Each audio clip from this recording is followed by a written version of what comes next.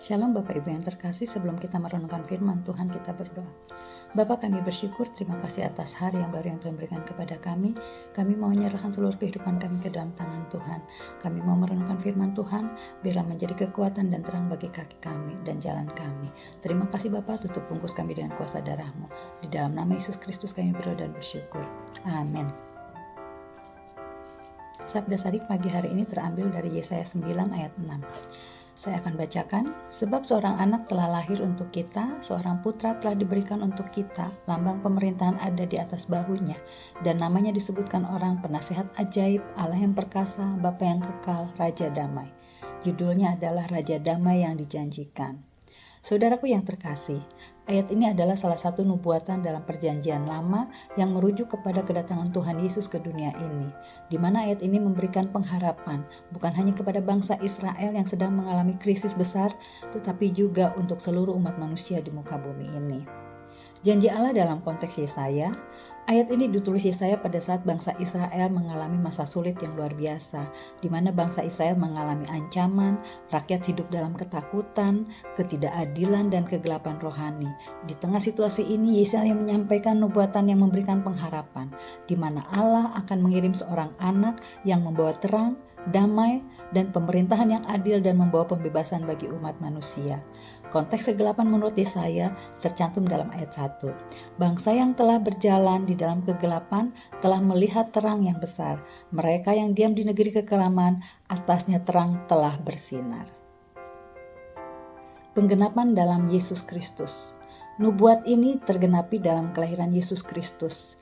Injil Matius dan Lukas menegaskan bahwa kelahiran Yesus adalah penggenapan janji Allah. Matius 1 ayat 23, sesungguhnya anak darah itu akan mengandung dan melahirkan seorang anak laki-laki dan mereka akan menamakan dia Immanuel. Lukas 2 ayat 11, hari ini telah lahir bagimu juru selamat, yaitu Kristus Tuhan di kota Daud. Seorang anak yang dijanjikan adalah seorang pribadi ilahi yang membawa pemerintahan yang penuh damai dan penuh kasih. Yesus adalah seorang anak yang lahir untuk kita, putra yang diberikan bagi kita.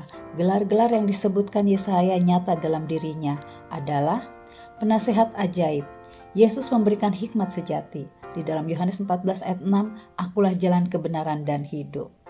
Allah yang perkasa, ia berkuasa atas dosa dan maut. Kolose 2 ayat 15, ia telah melucuti pemerintah-pemerintah dan penguasa-penguasa dan menjadikan mereka tontonan umum dalam kemenangannya atas mereka. Bapa yang kekal, ia membawa kasih yang kekal kepada umatnya. Yohanes 10 ayat 28, aku memberikan hidup yang kekal kepada mereka dan mereka pasti tidak akan binasa. Kemudian adalah Raja Damai.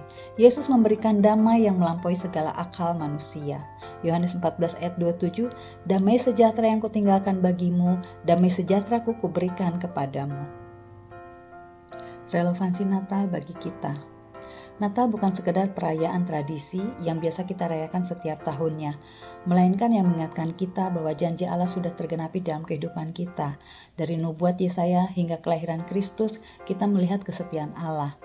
Seperti bangsa Israel, kita hidup dalam dunia yang penuh tantangan, ketidakadilan, dan penderitaan. Namun janji Yesus sebagai terang dunia memberikan kita pengharapan. Dalam iman, kita belajar dari Yesaya yang berani menyampaikan pengharapan di tanah Kristus. Dalam ketaatan, kita meneladani Maria dan Yusuf yang menyambut janji Allah dengan percaya dan taat. Dalam kerendahan hati, kita meneladani para gembala yang datang apa adanya untuk menyembah Sang Raja Damai.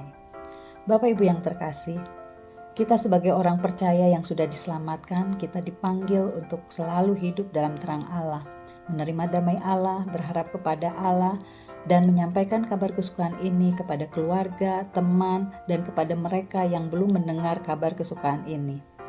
Yohanes 8 ayat 12, akulah terang dunia, barang siapa mengikut aku, ia tidak akan berjalan dalam kegelapan, melainkan ia akan mempunyai terang hidup. Amin. Tuhan Yesus memberkati.